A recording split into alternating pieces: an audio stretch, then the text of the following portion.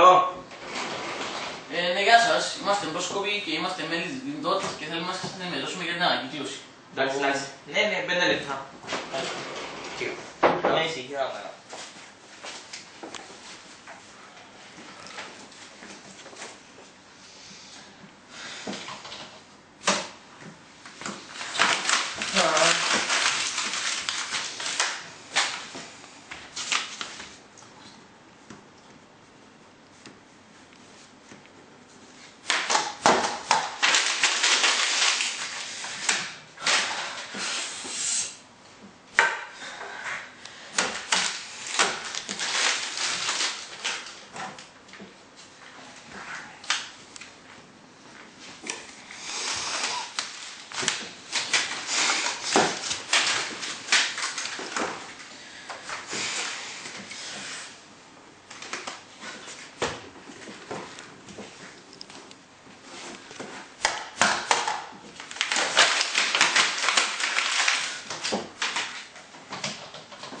Συγγνώμη κύριε, πάει να δουλέψω.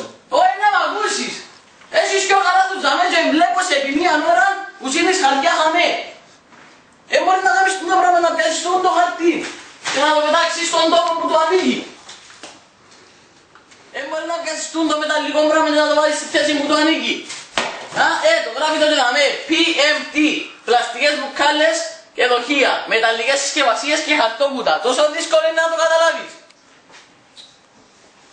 Και να με το ίδιο, κάνεις ένα χαρτί και ρίχνεις το στην τοποθεσία που το ανοίγει.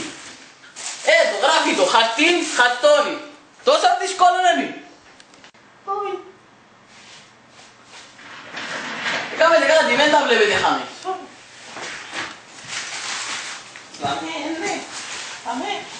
Θωρείς τι γράφει.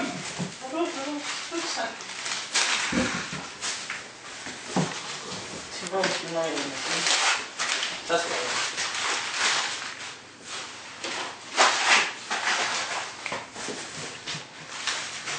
Eso guarda una vez gaste.